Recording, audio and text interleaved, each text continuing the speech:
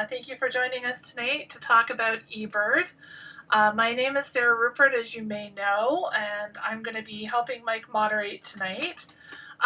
Mike's got all the answers about Ebird, right, Mike? Hopefully. Well, Mike's our Ontario coordinator for Ebird, and one of the most avid Ebird users since day one that I've known, so he'll be an excellent resource. So what we're going to ask is that you can put any questions that you might have into the chat box, and I'll make sure that Mike gets those questions and can answer them. We're going to start off tonight with a short presentation, and Mike's also going to tackle some of the questions that we got in advance. So that might actually answer some of the questions that you guys have in mind as well. So I'm seeing lots of people saying hello. I see Luke from Guelph again. Thanks for coming out. Lots of people from all over the place. I know a few of my colleagues from Parks Canada are probably coming tonight too, Mike, because they were asking me about Ebird today. So we'll just let a few more people log in now. We've got Sue St. Marie. We have some people who say they know nothing about Ebird, so we're going to get you there. Somebody wants to know how Mike has such a nice haircut during lockdown. Well, you can thank my wife, Erica. It was my birthday the other day, so she trimmed me up real good. Well, that's wonderful. And I think we all join in wishing you a very happy birthday. Okay. Oh, we're already starting to see some questions coming in. Well, I think what we'll do is we'll let Mike do his short presentation, and I'm going to keep track of all these questions, and once Mike's through his presentation, we'll make sure that they get answered. Somebody is here from Calgary where it's very cold. So it's pretty cold for us here in Ontario too. So I know it's colder out west. So without further ado, I'm going to pass the baton over to Mike, and he's going to tell us all about Ebird. All right, thanks, Sarah. Thanks everybody for joining in. It's fun, that we're in this pandemic and we're not getting to see everybody in person like we'd want to, and all our birder friends, but it's fun that we're able to connect this way, and it's kind of a perfect opportunity for us to chat about Ebird. And as Sarah said, I've got a little presentation. I purposely kept it quite short. So my plan is I'll give a little quick presentation. Then I'm going to do a little bit of demo on entering a checklist, just to kind of get some basics in. And then I've got a list already of quite a few questions that people were good enough to send in ahead of time. So I'm going to go through those questions. But if you've got any other questions that you didn't get in ahead of time, Sarah's keeping track. And really, I wanted tonight to be pretty informal and everybody give people a chance to ask questions. And if you've got the question, then probably dozens of other people have similar questions. So I thought that's a great way for us all to learn. So without any further ado, I'll start my presentation. And one last thing I want to say was we're recording the presentation, and so it will be available on the OFO Facebook page and on the OFO YouTube channel afterwards. So if you're trying to jot stuff down real furiously, don't worry if you miss something, because you'll be able to come back and watch it. All right. Okay, so you should be seeing my screen, Sarah. You're able to see my screen? Yep, your screen's coming up. Okay, so I want to talk about Ebird, and specifically a little bit of background about the program Ebird. So Ebird is run by Cornell Lab of Ornithology in New York State, Ithaca, and it was started in 2002. In Canada, we're really lucky that we've got a national partner that helps coordinate. So Birds Canada it coordinates things in Canada since 2006, so they've been involved for quite a long time. In Ontario, we're one of the biggest contributors of data to Ebird, and you can see it's really grown a lot over the life of Ebird since 2002 when it began. And last year was our best year yet in terms of participation. We had over 12,000 people submit data into Ebird in Ontario, and just shy of 500,000. And I should point out that this data doesn't include December, so we actually did cross over that 500,000 checklist mark last year, which is pretty incredible. So we've got a lot of data that's being pumped into Ebird every year, which is pretty awesome to see. Where the information is coming from, it's really coming from across the province in Ontario. You can see I've shaded what Ebird calls counties as sort of their sub-provincial unit. These are in Ontario, they're mostly counties or regional municipalities or districts, but some of the single-tier municipalities that are cities, like City of Toronto or City of Ottawa, are also considered counties in Ebird. So you can see the distribution of checklists is pretty well spaced out. The biggest contributors of data are Ottawa, Toronto, Peterborough, Essex County, and Frontenac County, and I added in an extra one there for Toronto just to make them feel a little better, but they're actually behind Ottawa. Little error there. For species distribution, it's sort of highest in around the Great Lakes. Not too surprising. The number one county in Ebird for Ontario is Norfolk at 404. Essex is the only other county that has over 400 species. And then you can see it's a tight race between Niagara, Hamilton, and Toronto for third spot. Now, before I get too far in, I just wanted to tell you all about a few resources that are out there for you to help you learn a little bit more about Ebird. I'm purposely not covering all the basics. I can't cover that all, and I wanted to try to reach as many different people as possible. So I'm skipping some of the basics, and instead I'm going to show you where you can find out more information that I might not cover tonight. So the first place that you should look is Ebird Help Center. And if you're on the Ebird website online, it's just accessed by the little help button along the top menu. And everybody tends to ignore the help feature on any kind of program out there. Usually they're not very helpful, but the Ebird Help Center is quite helpful. And you can see up at the top of the screen there, there's a little, well, you might not be able to see it, it's so small, but there's a little spot to enter your search term here. And so if you have a question about a particular topic related to Ebird, you can type it in there and it'll bring up useful resources. And when you go to the Help Center, it's got a lot of sort of the most frequently searched topics, like getting started and next steps and things like that.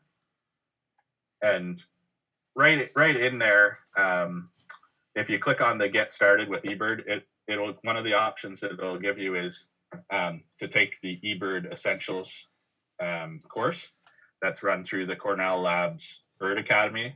It's a free course, and I can't recommend this enough. If you have any interest in using Ebird either for entering data or exploring data, I think everybody should take this.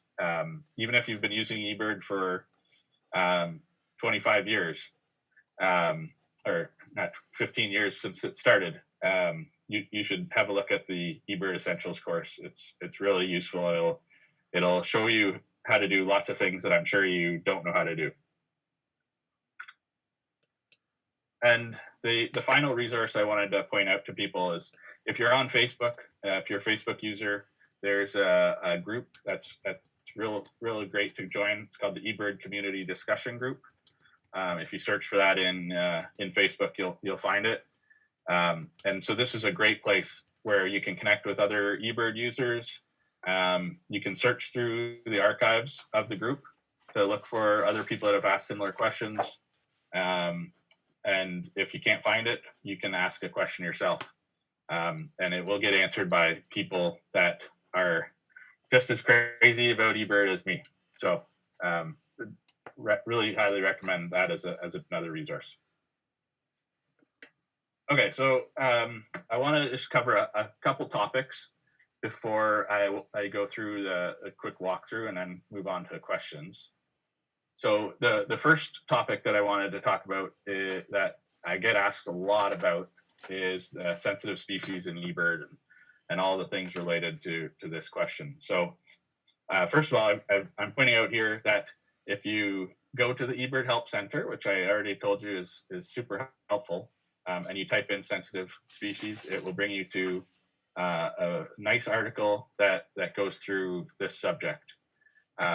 So people are constantly asking how to handle reporting sensitive species in eBird, because if you report something, then other people might be able to see that you saw something in a particular spot.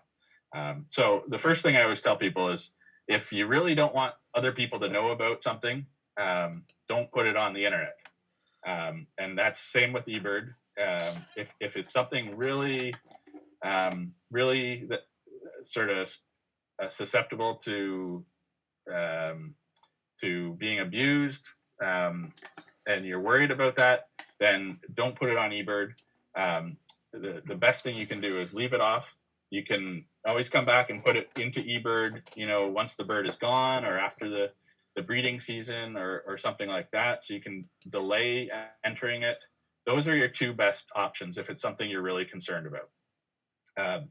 When it comes to, there is a special designation called sensitive species within eBird. And so these are a small group of birds that sort of, no matter what, in scenarios around the world or within a certain area, they face greater risks if their locations are posted to something like eBird. So there is a small group. I'm going to cover that in the next slide.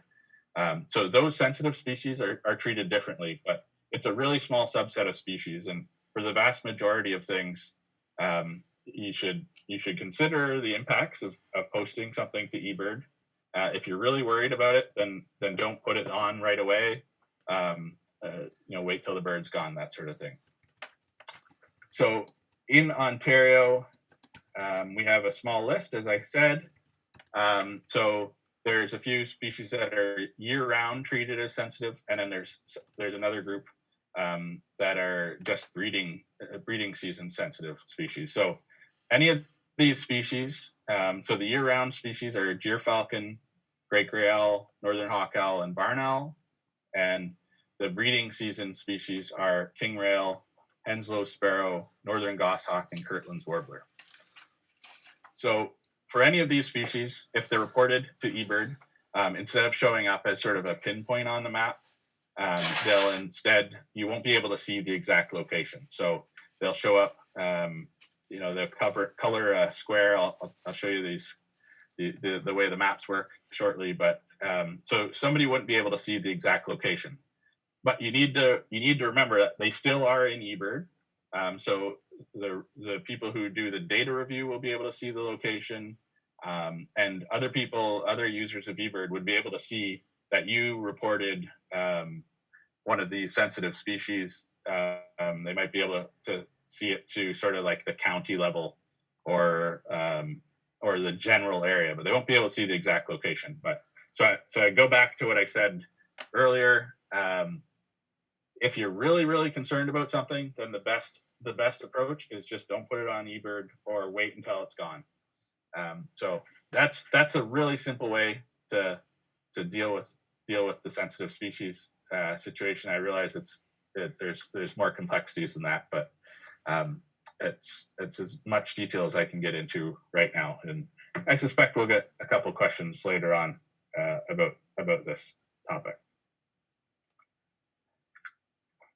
So the next thing I wanted to sort of highlight at this point in the presentation is the Ebird Science tab. So if you're on the Ebird website, there's a little tab called Science.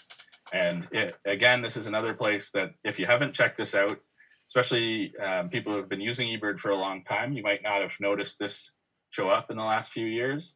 It's a great feature where they're using all the data that eBird users are contributing, and then they're doing all these interesting sort of modeling and things like that. So you can see things like change in distribution over time for certain species, or you can see change in a species distribution through the year, how they're moving across the landscape from month to month.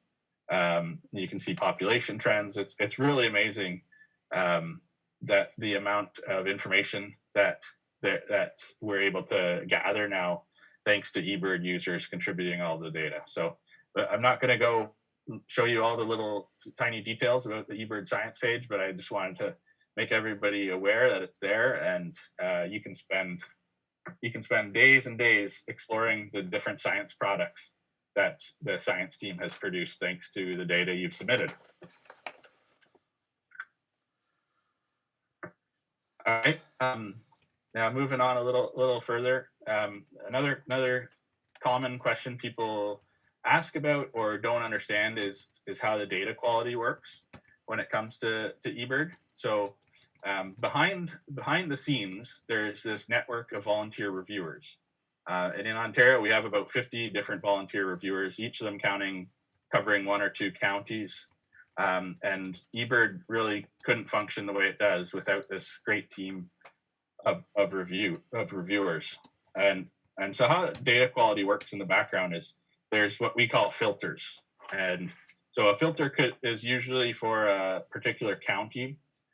In rare cases, they're at finer scales than the county, but for the most part in Ontario, they're at the county level. So I've got an example here from Peterborough County of what a filter looks like. And you can see there's a little calendar along the top. I've cut it off at August just so that it fits on the screen and you can actually hopefully read some of it. So there's a little calendar at the top, and then it's just a list of species along the left side. And so for each species, there's basically daily limits that we've implemented for a given county. So to use the common goldeneye example that you can see, you can see that the value that's allowed according to the filter at the start of the year is 100, and then it increases on February 21st to 150, and then it increases again on March 8th to 250, and then April 14th it drops down to 75, and then May 15th it drops down to 2, and then June 1st it drops to 0. So what the filter is doing is then when you submit a checklist in Peterborough County on a given date, the eBird is going to check what's the daily limit. So if you choose a date somewhere between January 1st and February 21st, it will tell the system that the limit is 100. And if you report 100 common goldeneyes, it will let you go through with that without any questions. If you report 101, then it's going to give you a warning and say, hey, hang on here. That's actually a high count for the location and date. Can you please add some details? And I'll show you an example of this shortly. So it'll flag it as a high count. Now, if you go further into the year, if you reported a goldeneye sometime in July, the species should be absent from Peterborough County, so the filter limit is 0. So that means if you even report 1, it's going to flag it. And because the filter limit is 0, then it considers it to be a rare species. So your flag, when it pops up, it will give you a slightly different warning. It'll say, hey, this is a rare species for this location and date. Can you please add details? So it's important to understand, first of all, why you might get those sorts of warnings when you try to submit data. There's limitations on the system. So because the filters are at the county level, sometimes a species is really common at a particular site, but it's super rare everywhere else in the county. So you could be, if you're at the Lakefield sewage lagoons in Peterborough, certain species are very common there that are really rare elsewhere. So sometimes you have to understand that, well, you're getting this warning just because of sort of the county-wide status of the bird. But then you also have to keep in mind that the message you're given, whether it's a high count or a rare species, you should pay attention to that and sort of tailor your comments accordingly. So if it's a high count, then you want to explain how you made that count, and if it's a rare species, then the reviewers want to know, how did you identify the species? So those are the data filters that are working in the background. And then once you've gone through and you've had some of your data flagged by one of these filters, it's going to and you've submitted your checklist, then those flagged records, those get manually reviewed by one of the volunteer reviewers. So a human looks at every one of those flagged records, and there's also the opportunity for the reviewers to flag records that might not have been flagged by the filters. So somebody is going to look at those records, and then you might get asked by email. They might contact you to ask for more details if they weren't satisfied by what you put. Okay, now this is my last slide, so you can pat yourself on the back for surviving, and then we'll get into like a live demo. So the top, I wanted to just give a quick list and explain a couple of these things. These are the top mistakes that people make, which are probably because these are the things that are most confusing to the most people. So the first one is location plotting and when to use hotspots. If you're using the computer versus using your mobile device for your checklist, it's slightly different, but you always want to try to use the most specific location possible. And if you're birding a trail and there's a park a kilometer away that has a hotspot marker, you shouldn't be using the hotspot marker. You should be using you'd want to plot your location as accurately as possible. I always like to tell people, think about it as if somebody looks at your Ebird checklist 50 years from now, and you're not around anymore to answer questions about it, would it be obvious to them where you saw where you were birding? So use the most precise location you can when you're plotting your location. The next one I've got here is when to start a new checklist. So some people have, especially when they're starting using Ebird, they don't realize that you should be starting new checklists frequently. So if you're hiking a trail or birding in a park, that's no problem. You can do that as a single checklist, but you can break it up if you like. But you should always start a new checklist anytime you go to a new spot. So if you're hiking a trail and then you get in your car and you drive a kilometer away and then go hike another trail, you should be starting a new checklist. And if you're doing like a birding by car, you should be starting a checklist every, the rough guideline is like 5 to 10 kilometers. But you really want to start it, especially anytime you enter new distinct habitat types, and you want to be as precise as possible. And always remember, it's better to have lots of little checklists than to have one big checklist. And some checklists will actually get flagged just because they cover too long of a distance. The use of spuzz and slashes, this is one that confuses a lot of people. So there's these things in Ebird, when you're looking at a species list, there'd be something like greater/lesser scop, or duck spa. So those are the spuzz and the slashes. And so you want to be conservative with your species reporting. So if you see a flock of 20 scop and you're not confident which species they are, then don't guess and pick greater or lesser. Instead, use the slash option, the greater/lesser scop option. That is to represent the uncertainty. You know it's a scop, but you're not sure which species.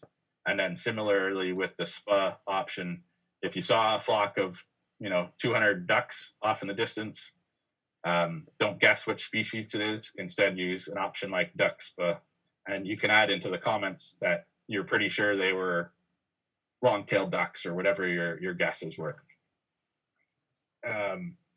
So when you're entering your numbers, going on to the next one, when you're entering the numbers, again, you want to be conservative, but to a point.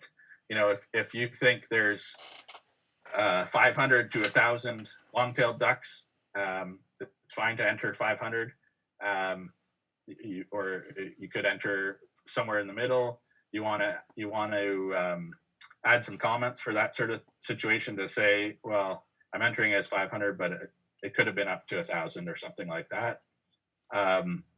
Usually people are pretty bad at estimating large numbers of birds, and there's actually a couple articles in the eBird help file on how to do your estimates and make them more accurate. The eBird does give you an option to enter X.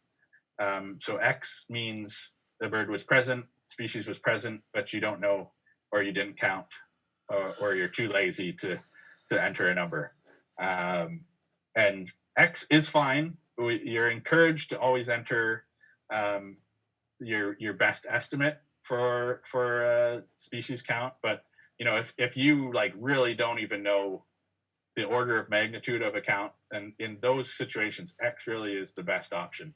If you're not sure if there's 1,000 or 1,000,000 birds, then X is probably better than making a wild guess.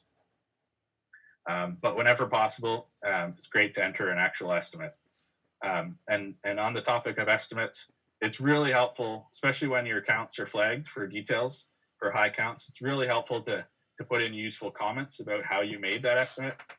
Just putting the word estimate does not really help the reviewer determine if your count was accurate.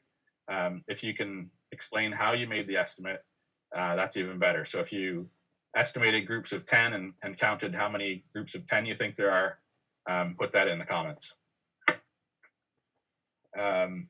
Moving down to reporting a rare bird. So the number one mistake that I see in this respect is people don't know how to add a rare species.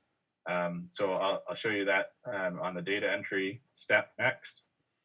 And species comments, try to put as much details in here as possible, whether it's for explaining how you identified a rare species or how you made a count.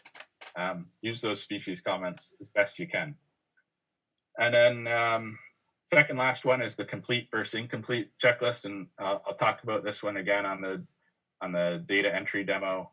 And then the last one is subspecies. And if you see a species on your checklist that says something like northern flicker and then in brackets yellow shafted, that's designating a particular subspecies.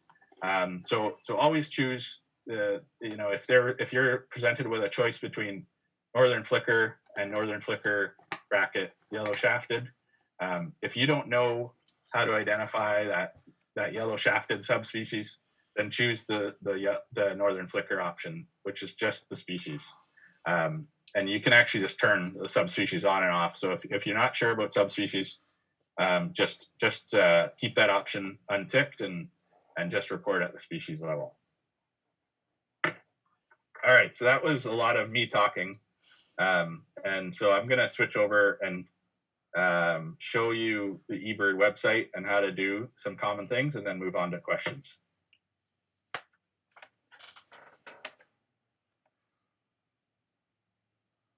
All right, so what I wanted to do was run through a quick checklist entry, and then we'll move on to questions. So you can get to eBird by opening up your web browser.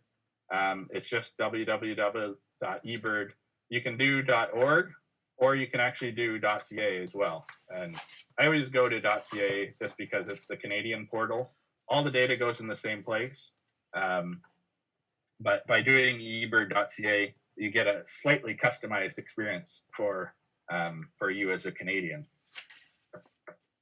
Okay, so I'm on eBird, and I've already logged in, so I don't need to worry about that step. And I'm going to click submit. And when I was talking earlier about the help files, it's right up here, and science is right up here, and we can talk about the other stuff shortly. So I'm going to submit. And so there's 3 steps to submitting an eBird checklist on the computer. The first step is you tell eBird where you were. And there's different ways to do it. You can choose from your locations. This will be a list of all the locations you've previously submitted a checklist for. You can find it on a map, so you can type in, Peterborough or Waterloo, whatever part of the province you're in, and it will zoom in on a map, and you can zoom in a little further and pick your spot. And there's a couple other options that we don't need to worry about right now. So I'm going to just choose it from my location list, and I've actually got my yard, which is where I'm submitting the checklist from. I've got it up at the top of my list. So I'm going to hit continue. Now the next step is to tell eBird what you were doing, and so you have to choose the date and time. So there's a really handy little calendar button. If you click that, it will remind you what day it is. It's the February 10th if you forgot. And you can click it, it fills everything in, and you can go back as far as you want. You can go back right to the 1800s. If you happen to have some checklists from the 1800s, you can go way back. So it doesn't have to be just today's sightings. The next thing you need to do is choose a checklist type. And the checklist types are all covered in the Ebird Essentials course. So if you're having trouble with these, I highly recommend starting with the Ebird Essentials course. I'm going to enter a stationary list, which means I covered less than about 50 meters. So basically I was standing still in my backyard. I need to enter a start time. So I started my checklist at 8 o'clock this morning, and I stood outside for 5 minutes, and there was one person in my party. So it's just me.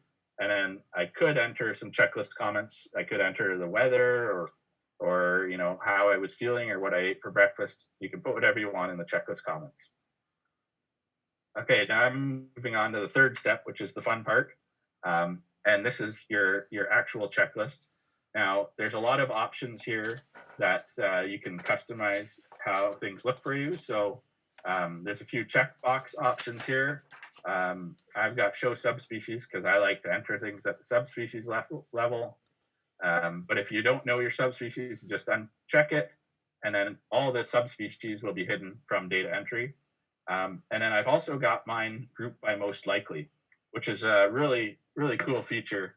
It goes and looks at the eBird checklists that have been entered in your general area for that time of year.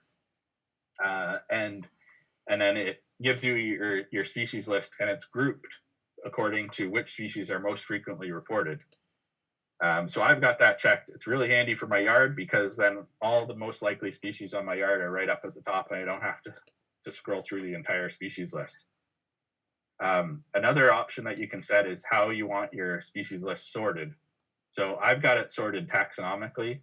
That's how my brain works, but lots of people prefer to sort things alphabetically, and you can change it just by clicking right here. There's all other settings you can adjust with preferences.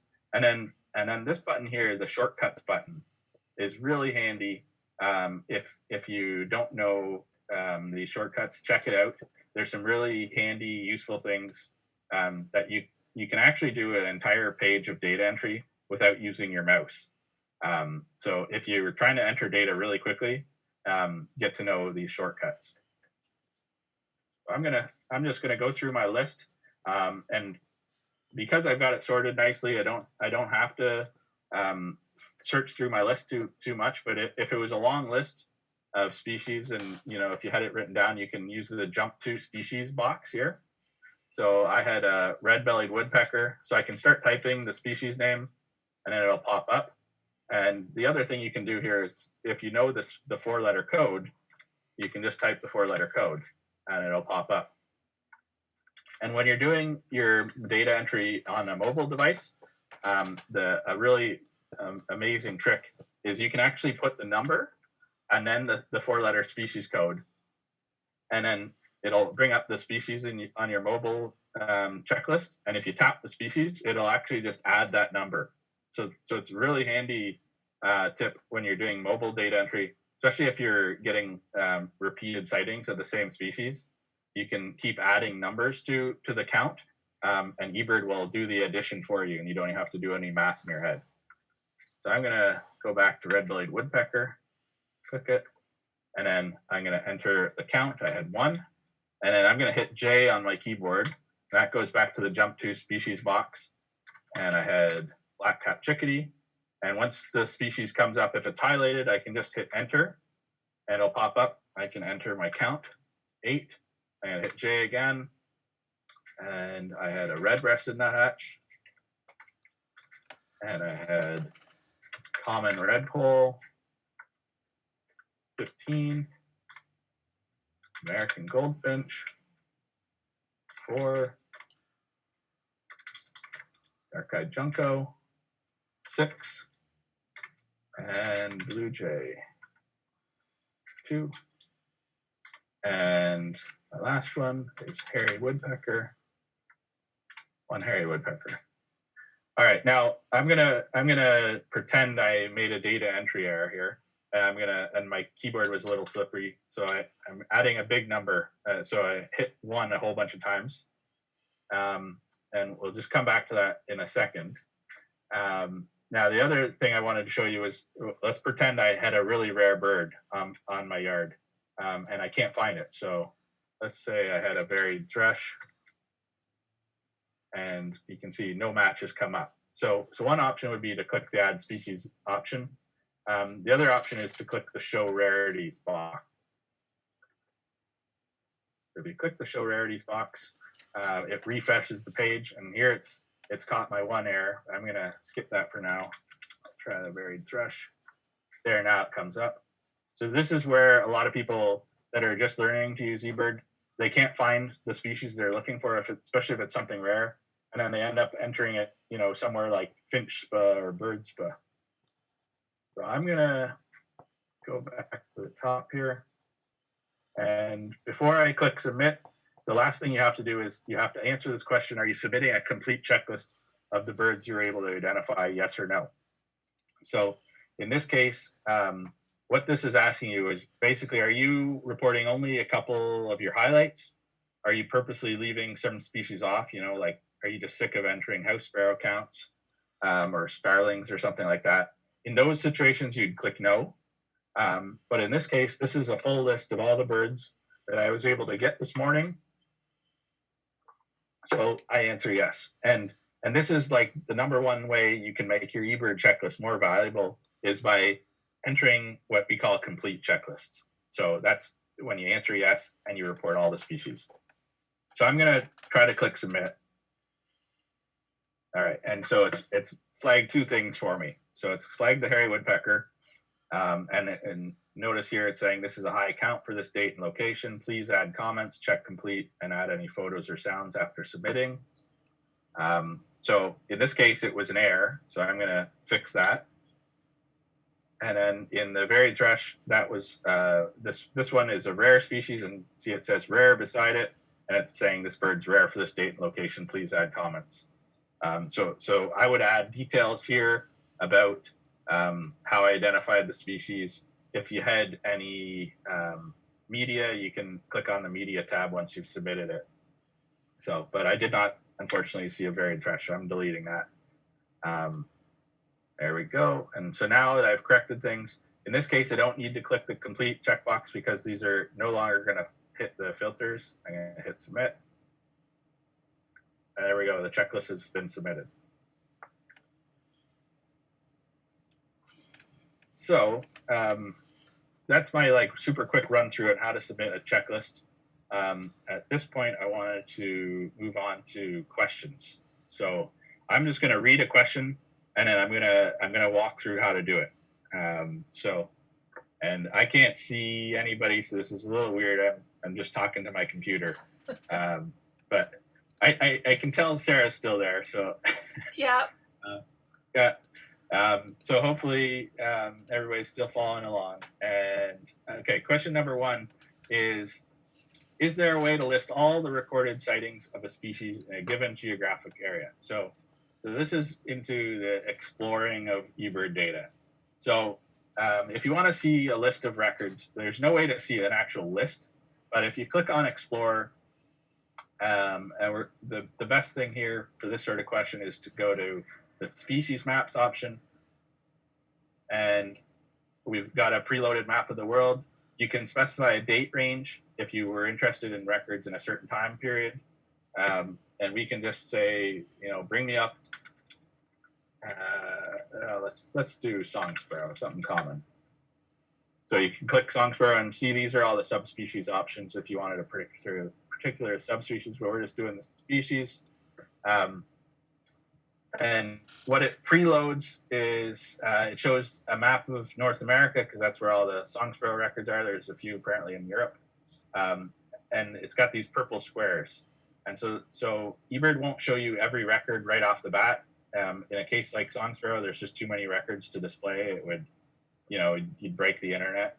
So the squares are color coded based on the frequency of how frequent that species is reported. So you can see the pattern for song sparrow is sort of in the U.S. Northeast and around the Great Lakes. It's very frequent. And then again, also in the Pacific Northwest, it's very frequent in the Okanagan Valley. So if you zoom in, I'm going to click the Show Point Sooner button, and then I'm going to zoom in. So the Show Point Sooner, it will display all the records once you get to a spot where there's less than 2,000 points. So I'm going to have to zoom in pretty close for this one. I'm just using the wheel on my mouse. Okay, we're still two records. Let's zoom in a little further. So this is one way we're going to be able to eventually see the markers. Just waiting for my internet to catch up with my brain. There is a way in the Ebird Science tab that if you're going to do sort of like research with records, you can apply for access to download the raw data, and that would be your best bet if you really a list of all the records. But this is one way to see them. For song sparrow, it's a little overwhelming. All the dots on the map, you can see basically all the roads in this part of the province. All those little blue dots are records that are more than 30 days old, and the couple little orange dots here in the bottom left are more recent records. And if you click on one, it's going to give you details. So there's the observer name, the number, the date, location name, and if I clicked on the date, it would take me to the checklist. Okay, next question. So the next question is, if you started an incidental checklist, it's an incomplete checklist, and then later realize it should be a complete checklist, how do you change it? So let's go back to my checklist. And so if you're doing a, so I'm going to edit date and effort. If you're doing a stationary list, it will give you that option for is this a complete checklist? But if you do an incidental checklist, that by default is an incomplete list. So it will not give you the option. It will not give you the option to do, here, I'll go to the edit species. This yes option in the complete checklist question will be grayed out. You can't do a complete checklist if it's incidental. So if you want to change an incidental checklist to a complete list, then you need to change the protocol to something like stationary or traveling. And if you're extra confused because you've seen complete incidental checklists, those are old checklists that were entered before that rule was implemented. Next question, is there a convenient listing of typical breeding dates for common breeding species in Southern Ontario? So that's more of a sort of breeding bird atlas question, which is on a lot of people's minds right now with the start of the Ontario Breeding Bird Atlas. There is over on the Breeding Bird Atlas webpage, but not within eBird. The next question is, are there keyboard shortcuts to access the sex of the bird, breeding codes, etc.? No, there's not. So the keyboard shortcuts are all listed right here. So if there is a shortcut if you want to add details to a species. So if I'm on the red-breasted nuthatch here, if I hit space, it opens the add details box. But then I would have to use the mouse to access the age and sex or the breeding codes. So it's not perfect, but it's the shortcuts will get you halfway there. Let's see, moving down. Okay, somebody's wondering, is it helpful from a scientific or data perspective to submit checklists that they see while traveling in a vehicle? So yeah, it's definitely helpful to enter any kind of bird observation you make. It's useful data for somebody at some point down the road. So you can enter traveling lists while you're in a vehicle. If you're whipping down the highway or you're just driving somewhere, and you see something, that should be entered as an incidental checklist generally. It's different if you're birding by car, driving really slowly, windows down. Then that could be entered as a traveling list. But if you're just driving down the road and a golden eagle flies over, then the best bet is to enter it as an incidental checklist. And really, the best thing you can do is, if you see something interesting, is stop, get out of your car.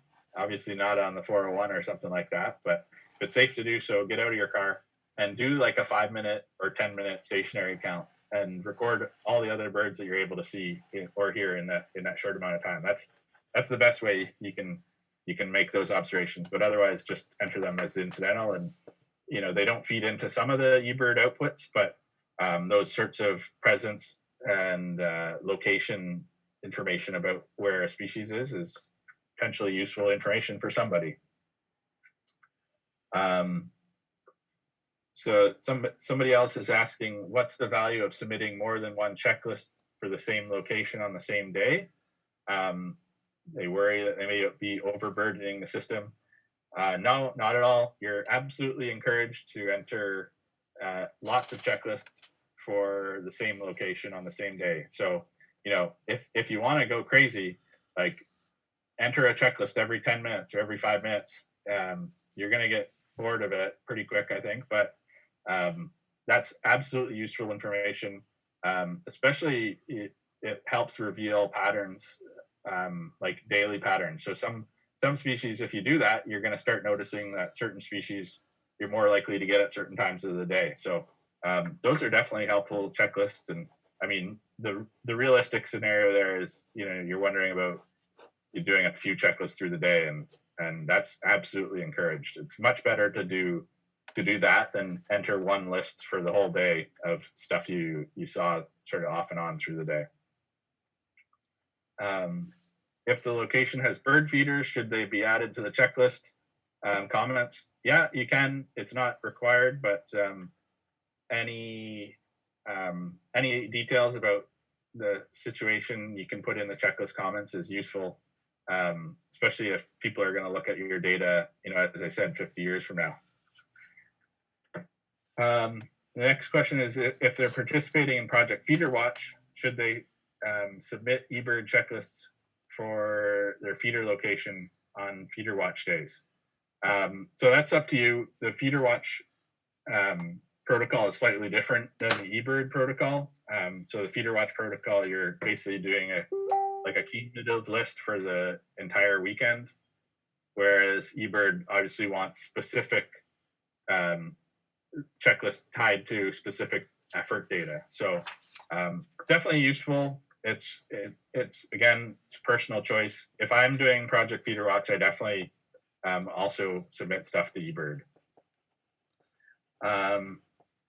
Oh, okay. I really like this question.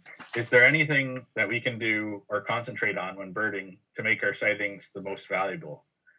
Should we be concentrating our efforts on certain habitat types or areas of environmental concern, etc.? So I think that's a really cool question. Really neat to hear that people are thinking about that sort of thing. How do you make your birding more useful? So there's lots of things you can do. I think the best thing you can do is go do checklists in random places. Go do a couple checklists in a parking lot in your local town, and then go look at the eBird maps and find a chunk of forest that nobody's submitted an eBird list for. If you've got a local park, then submitting regular lists is super useful as well. So there's lots of little things, but some of the most useful checklists are checklists that are repeated surveys. So if you walk the same route every morning, you put that into Ebird, and those checklists are really valuable. But just as valuable is doing things like going and eBirding in places that nobody else has collected data, and those ones are fun because you might find something really interesting. The next question is, can we share checklists when they're submitted on Ebird Mobile? Yeah, so this is something that confuses some people, is how to share checklists when you're using the Ebird mobile app. So the trick there is you have to add an extra, like you have to have at least 2 observers. So if you add the observer number to 2 at least, then it will bring up an option to share the checklist. So that confuses some people if they didn't add, if they're just sticking with 1 observer, then you won't see the option to share. But as soon as you bring it up to 2, then you'll see that option.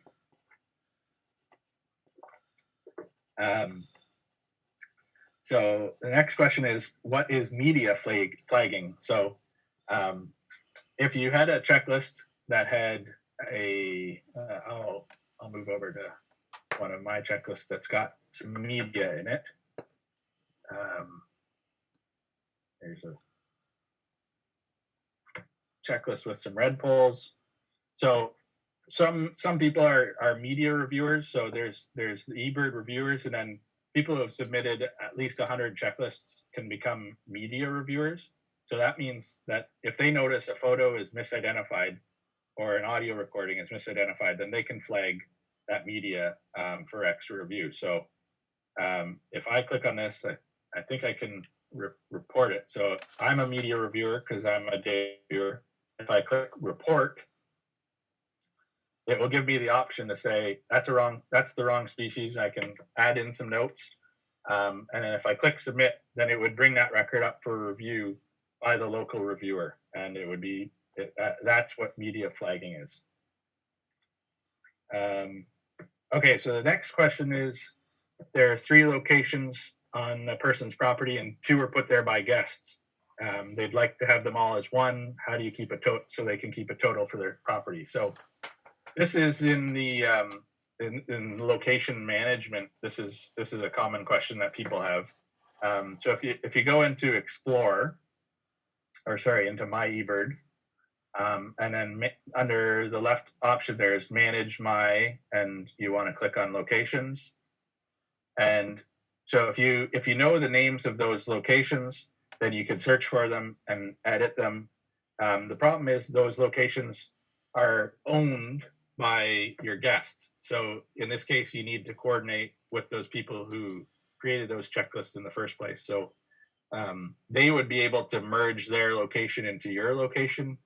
The other option for you, if it's just annoying you that you're seeing those on data entry, you can go into the checklist, and I'll show you an example where I'll open up my checklist.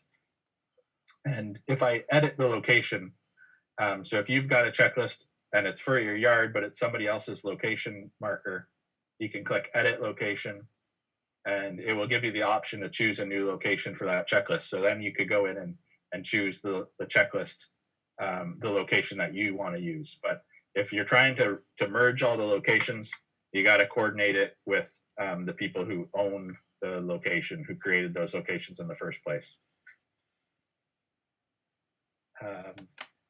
If I submit a number of lists during the day on the Ebird app, can I get Ebird to collate that data into one single list? So that's a good question. If you're lucky enough, so on the iPhone version, the iOS app, there is a trip summary tool that's built into the app. That doesn't exist yet for the Android version. But if you want to just summarize your data within Ebird on the website, if you go to My Ebird, and you can just click on any one of these numbers that's on My Ebird. So I'll click on my year list, 61 there, and then up at the top of this page, there's these options. There's the list, there's the date, and there's the list of species. So if you want to see a list of all the species you saw on a particular day, you just click the calendar icon, and you can change the period. And the nice thing is it's got the current day, as one of the quick options. But if I wanted to pick a particular day and see how many species I had, so let's say February 10th. Let's see how many species I had on this day in 2019. So I'm going to click Set Custom Time Period. And so I had 12 species 2 years ago. And it looks like I was on my yard that day also. So pretty similar list of species, actually, to what I saw today. But so that feature lets you get a list of the species you saw on a particular day. It's really handy. And it's actually pretty fun to pick random days and see what you saw. Okay, now there's another question about managing locations. So this is personal locations can become rather messy. Can you just suggest ways to organize personal locations or formats to use when naming these locations? So I'm going to go back to my Ebird and click on locations. So you can sort your locations in my locations any number of ways. You can do it by number of checklists. You can do it by location. You can do it by like the location name. You can sort by the county, things like that. If you click on a given location, it will take you to a manage location page. So you can rename a location, and one of the simplest tricks you can do is if it's a location that you use frequently, you can put a little exclamation mark in the front of the name. I don't know if you can see that easily, but I've got a little exclamation mark in front of my location name, Duro 8 Flying Yard. And that way it sorts the location right up at the top. So, if you've got like 10 or 20 locations that you use frequently, and you want them to appear right at the top of your location list, so you can real quick select them from your list, put the exclamation mark in there. Another way I've seen people do it is if they're trying to sort of organize their location names, is they put the country code, so like CA dash the province code, ON dash the county name, Peterborough, and then the location name. And that's a lot of work if you're going to rename all your locations. But it makes it a lot easier. If you look at my list, I've got 5,000 locations. So if you're not going to organize them, you're not going to find them very easily.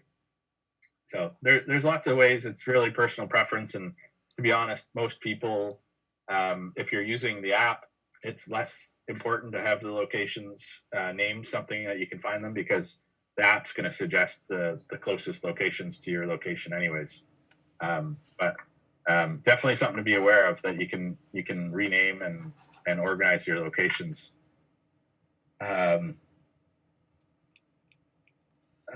So somebody else has asked, is there a way to list all the recorded sightings of a species in a given geographic area? So I've showed you that already with the map.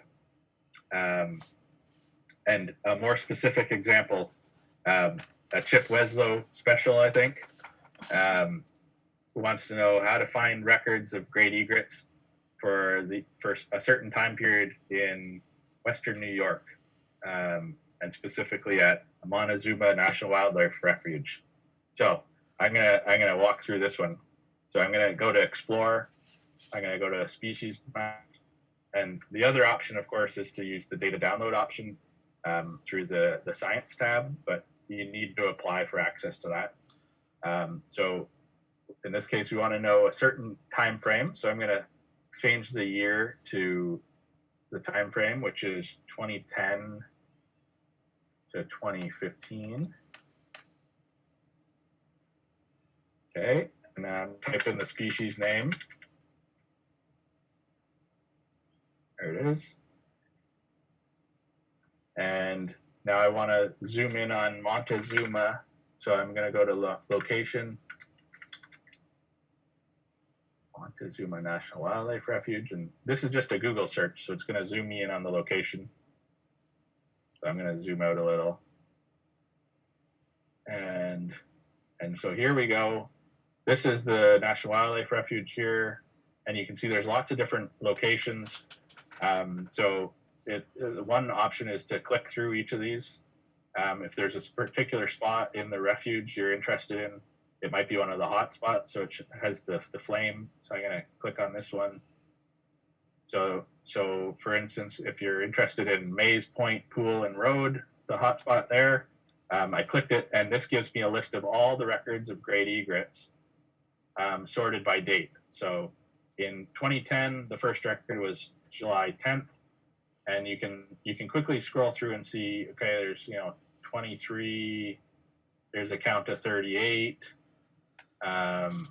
You can see all the different counts from the general location. So that's one way to do it. But if you really need all the data for something, then the best thing is to use the Ebird Science route and request access to the raw data.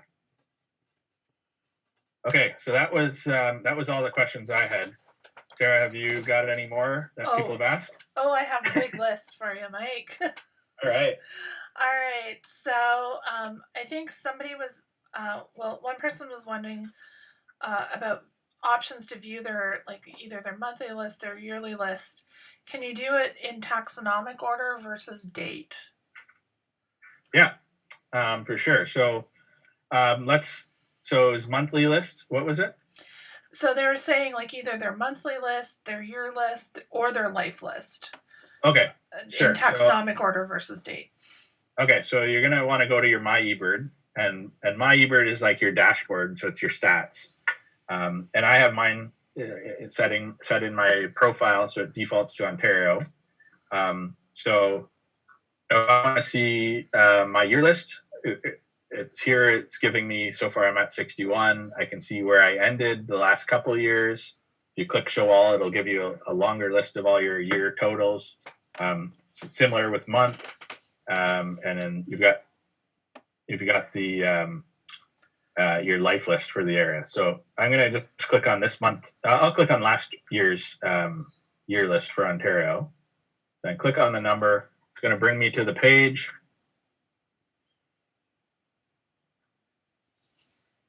So here by default, it's sorting in order that I saw them. So my most recent addition was Hoary Redpole on December 20th.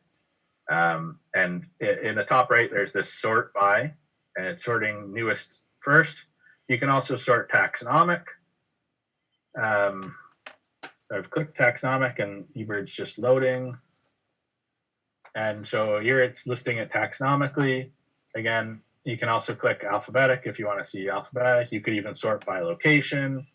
So there's lots of ways you can sort it. And then there's also this little download CSV button up in the top right. And that might be hard to see on the screen. But if you click that, it would download a spreadsheet. And then you can do all sorts of stuff in the spreadsheet too. Okay, great. Someone was asking about how to report, I think, a rare bird without a photo. Yeah, so that's a good question. How to report a rare bird without a photo? So when you don't have a photo, and you don't have to have a photo or an audio recording or something, you can absolutely write a description, and so that's what that add details box is for. So if I go to a checklist of mine, I'm going to go into edit mode, and so let's pretend blue jay was a super rare sighting at my house. I'd hit add details, and the details here is where you want to add the text. So the basics of reporting is you want to describe what you saw, like describe exactly the field marks that you use to identify the bird, describe its behavior, any pertinent useful information here. So the two things that are most important are describe what you saw, and then the second thing is what similar species did you consider, and how did you eliminate those? So, in this case, how did I eliminate, I don't know, a mourning dove or a cardinal? So you want to write those things, and there's some good tips if you go into the help file. There's actually right as one of the most frequently chosen things is how to document your sightings. So I'm not going to read through that, but it's right there for you. It lays out how to document things. There's even a little video. You definitely don't need photos or audio. It's helpful, but you absolutely do not need it.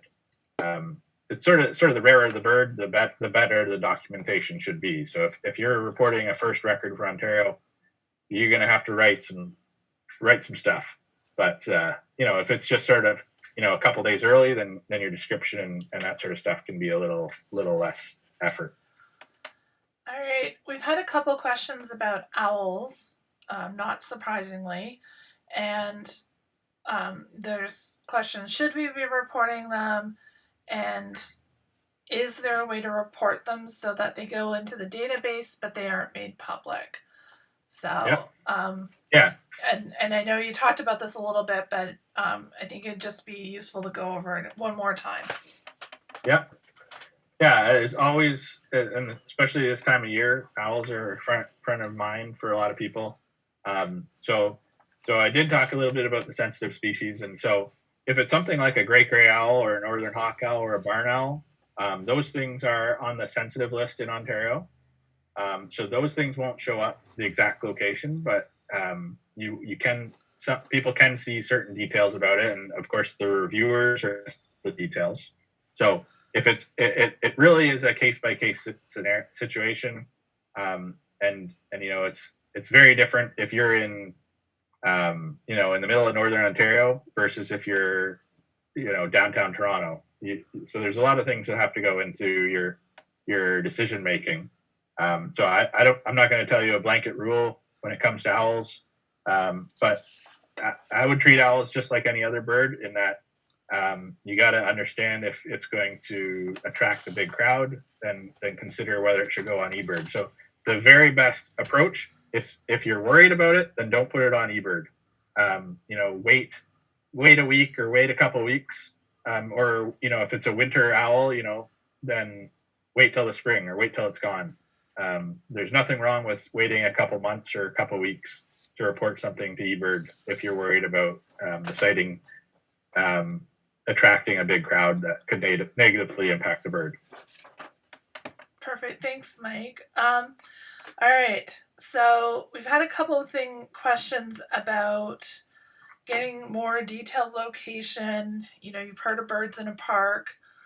How do you find that more detailed information? There's been a few questions about that, and that I think you've covered really well with the Explore tab. So if you're looking for a specific species, or if you want to know what's being seen in a specific location, that's where that Explore tab comes in handy, right? Yeah. There's lots of other things to play around with on Explore. So the species maps is very helpful. If you go to the alerts, if it's something that's rare, it'll show up on the alert. So one thing to be aware of, the species maps, those don't show records that are waiting to be reviewed. So if it's something rare and it was reported, a couple hours ago, it won't have been reviewed yet, most likely. So it won't necessarily show up on the species maps. But if it's rare and it triggered a rare species flag, then it will show up in the alert. So, if I go to the rare birds, and you can type in an area. So if you wanted to know what was being seen in Toronto, you can view the alert, and you can actually subscribe to this. If you click subscribe to the alert, if you're logged into Ebird, then you can get it by email every hour or once a day. And so it's going to show you on the alerts stuff that's been seen in the last 7 days.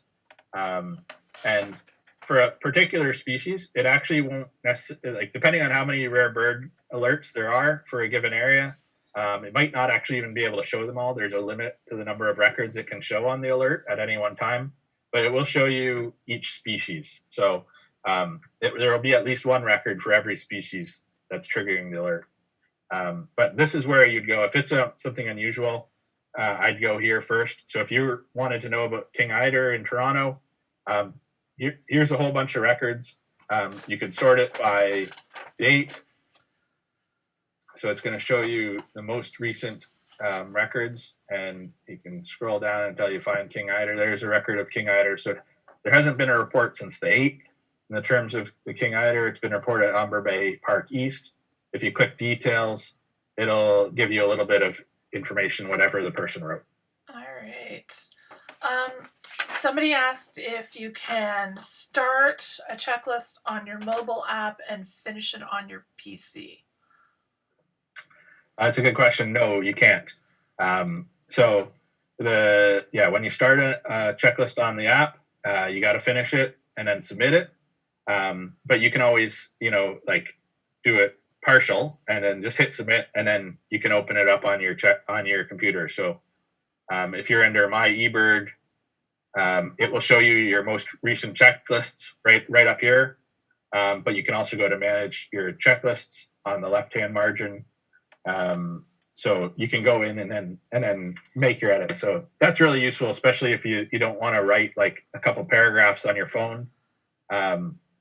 Then you're able to submit the list, and then go on, when you get home and you're on a computer, then you can write more details.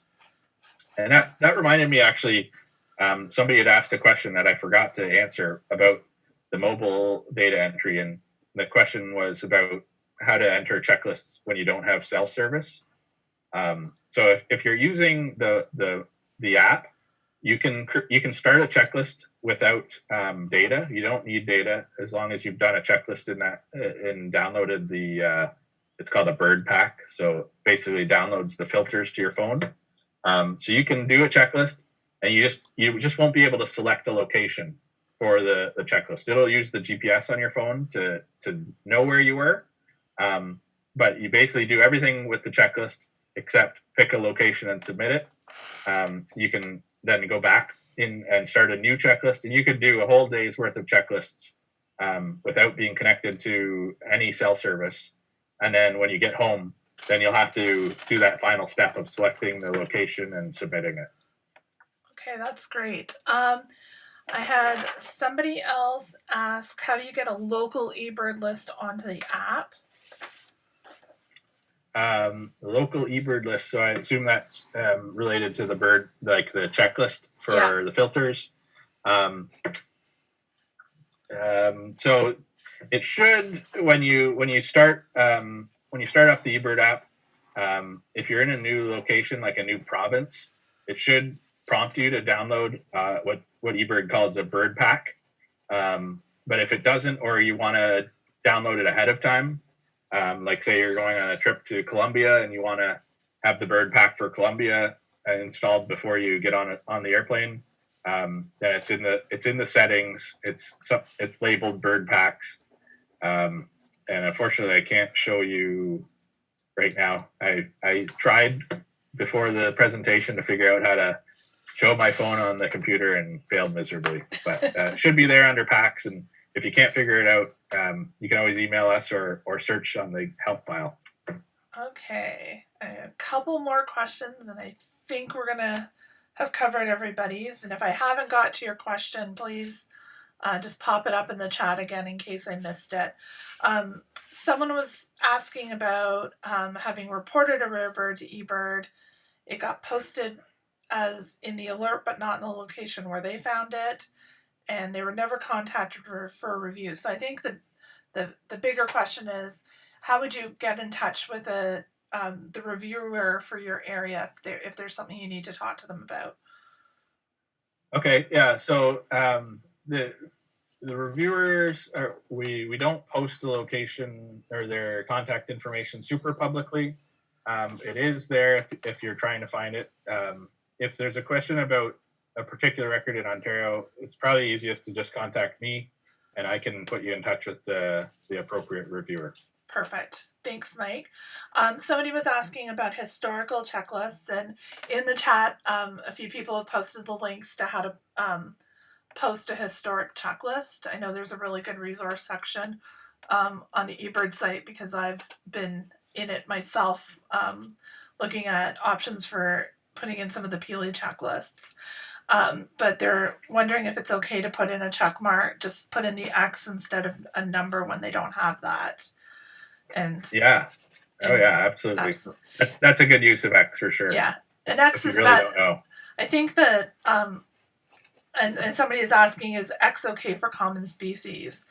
And the way I've always thought about it, and I think this has just come from even discussions we've had, is an X is better than nothing. But if you can get the more information you can put in, the better. Yeah, for sure. I think there's a lot of people that are worried they'll get yelled at for putting in X's or, you know, shunned from the eBird community. And it's totally fine. If you can put a number, that's better. But yeah, an X is absolutely better than nothing. Yeah. And then I had a question that came from some of my colleagues that have been using iNaturalist for projects. And I know you're familiar with iNaturalist as well. And they were wondering if there's going to be any sort of option within Ebird to do kind of a project, and where they were really thinking about it was from like a Christmas bird count perspective. So, you know, if you do a BioBlitz on iNaturalist, then you can make it that project, and then people put all their information into that. So they were just kind of wondering what the best plan would be, or if there's going to be an option like that in Ebird, because they don't see it now. Yeah, I'm not aware of any plans to add something like that. There are some. So one way to sort of do something like that is you can do shared checklists. So that's what we're doing for the OFO Winter Birding Challenge. Actually, is people who are participating in the challenge, they share their checklist with the OFO Birds account, and so a copy of that checklist then gets put into the OFO Birds account. So if you were doing a BioBlitz, you could set up a BioBlitz eBird account, yeah, and have everybody share with that, and then it's really easy because you can just download the data from everybody can download their own data at any time, and so you can download it from the group account and run all your stats. There are some third-party tools that are quite handy. Ivor Williams, who a lot of OFO members will know, he's got this really awesome tool that the Toronto CBC actually uses to compile their results. So people just share the checklist links basically, and then you pop it into this tool, and it calculates the totals. So there's tools like that. There's another tool called, if you just Google Ebird Polygon tool, and it lets you basically load up a KML file of an area, and it will spit out a bunch of data related to what's found within that polygon. So there's third-party tools that kind of do what you want, or you can go the sharing route. Perfect. Thank you. That's great. I've done the sharing route, and it's worked really well for our Christmas bird count. So I think I have 2 more questions left, and then we'll have covered everything on my list.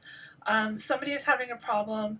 They say they can eBird in Toronto, but not in the rest of Ontario. I suspect this may be on the app. It said specifically, but that would be my guess. Yeah, if you're having that sort of issue, that sounds strange.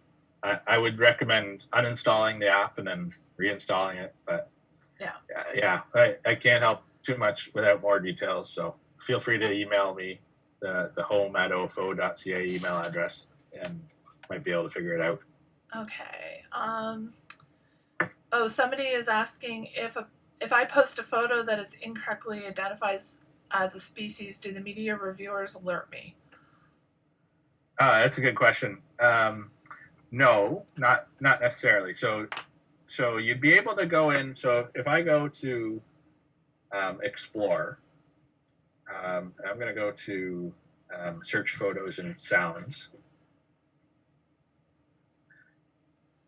So this is a roundabout way of figuring it out. But in an ideal world, a media reviewer notices an error, flags it, then the eBird reviewer sees that flag, and then the reviewer would contact you to correct the record. That's how things are supposed to work. It doesn't necessarily happen right away, especially when they're older records. They might sit at the bottom of the review queue for a while. And I think eBird has plans, not imminent, but eBird has plans to make that sort of thing happen, where you, as a user, you'd get that sort of notification and feedback, but it doesn't exist yet. But there's this roundabout way where if you go into the media search, if you're logged in, you can click My Media, and it'll show you all your own photos and one thing you can do is under More Filters, you can say Show Only Unconfirmed. And so I'm going to hide that. And so this will show me any records of mine that are unconfirmed. And so these are ones that are sitting waiting to be reviewed, basically. And so, if I notice something, I've got a bunch of stuff that I need to fix, obviously, or I can look through and figure out, oh, there was an error, or I can figure out how to contact a reviewer or something like that. But there's no direct notification. Okay.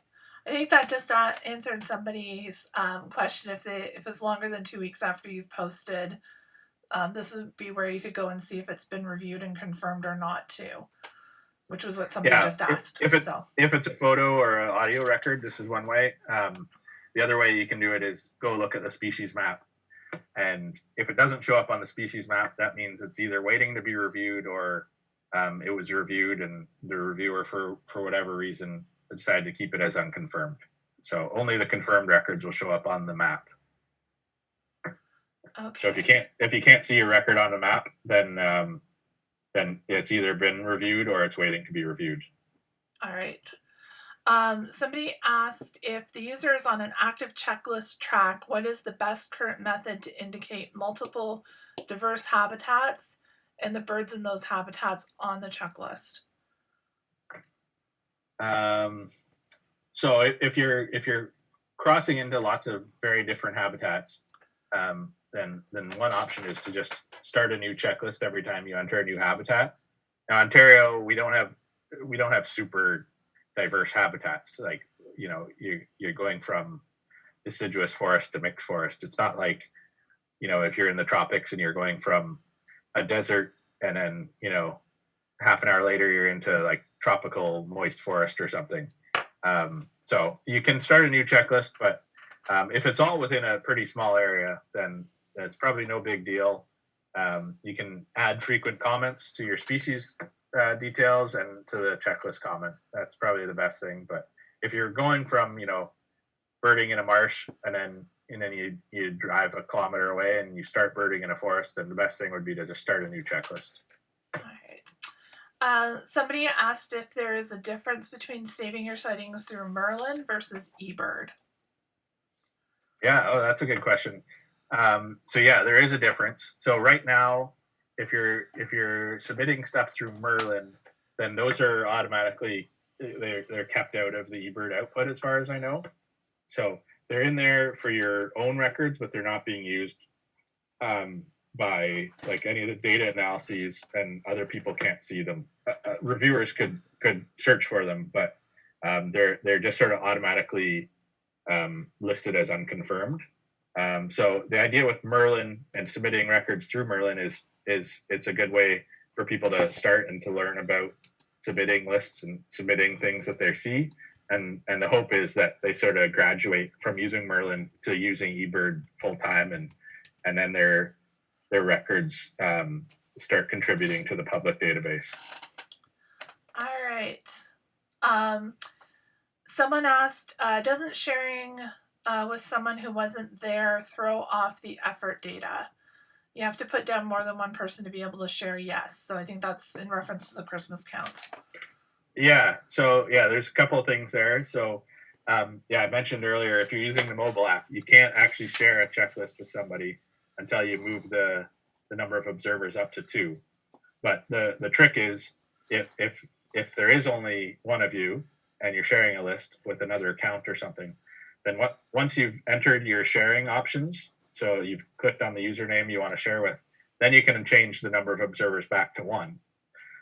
So that's the best thing. And then in terms of the shared list, as long as the number of observers is correct, that's what's being used to calibrate the effort data, not the number of accounts it's been shared with. All right. Somebody asked, would it be a misuse of Ebird to enter my historical records when I didn't keep the date or number of sightings? Yeah, good question. So that's another one where if you go to the help center, that should be pretty high up there. Let's see it. So I'm trying to remember what this is called, but yeah, if you don't know the date of your location or of your birding, don't make it up. The best thing is to enter your list. There's a date of January 1, 1900. That's the best way to do it. Those are automatically flagged in the system as what's called list building. So they're excluded from the public outputs and public database. The other option is if you're just making up a date, then you want to make sure that those records are kept out. So if I go to a checklist here, I'm going to open up today's checklist. And so if this was your checklist for a made-up date, you didn't remember the exact date, you can enter it for your made-up date, but absolutely you need to go in and under checklist tools, you want to click the hide from Ebird output. And so what that does is you've basically reviewed it for the system as unconfirmed. So if I did that, then it would keep those records out of the public database, but it would keep those records in your record. So they would show up in your life list totals and things like that, but they won't go into the public database. So that's one option, or you can do the January 1, 1900, and then those ones automatically get flagged as list building. Excellent. All right. We had questions about submitting media. So the first one is, can you submit a photo from the app? Yeah, good question. So not yet. I'm sure that's something that'll come fairly soon.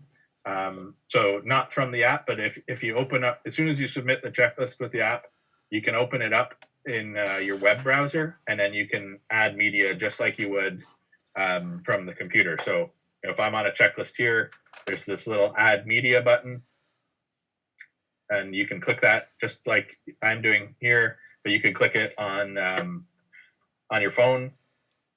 And then you want to pick the species that you have the media for. So say I had a picture of a blue jay, I'd click add media, and then it's gonna look for your into your file explorer, and you just got to navigate to the photo, and you can upload it there. And then somebody was asking how to submit a sound recording from their iPhone. Yeah, so the same way, you'd want to submit the checklist first, and then open it up in the web browser. I know some mobile devices, it has a real hard time accepting files when you're on the mobile device. It just shoots out error messages, even though it should let you. So if you encounter an error like that, what you need to do is email or send your sound file to a computer, and then try adding it through the computer. It should accept the file as long as it's the proper format. Perfect. All right. I'm just going to scroll through and see if there's any other questions. Oh, somebody is saying their header on their eBird page says Cornell Laboratory of Ornithology. If I switch to eBird Canada, will all my checklists be saved? It's all one and the same. It's all the same database. Yeah. It really doesn't make a difference whether you're on ebird.ca, ebird.org. You can go to eBird Central America if you want.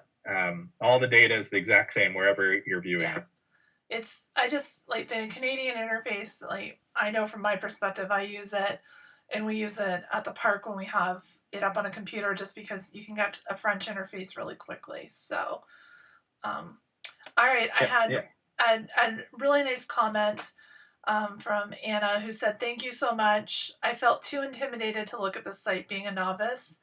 But after this great presentation, watching you navigate it, I feel I can start. Perfect timing for the backyard bird count." So that's kind of a nice, check out the thanks very much, and check out the eBird Essentials course. It's way better than I can do. I will also recommend that tremendously too. I've been teaching a lot of my colleagues at work how to use eBird, and one of the first things I did was go and take that course. So I had some really good tips on how to share with other people. So we're going to wrap it up now because we're at 8:30. Holy crow, we've been talking for a while tonight. So unless there's any other burning questions, We're going to log off for the evening and say thank you all for coming out. We have lots of people saying how much they enjoyed the presentation. Thank you so much. We're really happy to do these. Somebody's like, for the backyard bird count, are we limiting our birding to our backyards, or can you go out in a park too? Anywhere you want. Anywhere you want. It's a really good idea to go visit the backyard bird count webpage. Somebody said, thanks, that was great. Can we have shorebirds next? On the list, Ronald Valentine wants shorebirds, and we're working on that. So, yes, if you have any other ideas or requests for webinars, let us know. And we're going to log off for the evening now. We'll be coming back soon with another webinar. I'm working on a trivia night for us, and we've got a few other things in coming down the barrel as well. If you're looking for some great opportunities to see some excellent presentations, definitely check out the Niagara Birding Festival this weekend. It's an online event, and OFO is participating, and there's going to be a lot of really great speakers. So we'll get a link to that up on our Facebook page if you haven't seen it yet. Somebody said a duck presentation would be great too. And so I'll add that to the list as well, and we'll definitely take all this into consideration. So big thank you to everybody, and especially to you, Mike, for coming out tonight. The recording will be on our Facebook page, and it will also be on our YouTube page. Someone just asked for gulls. There's a gull presentation up on our YouTube page right now, and another one coming this weekend. So check that out. If you need the links, just send us an email and we'll be happy to send them to you. So thank you, everybody, and we're going to wrap it up for the evening. Bye.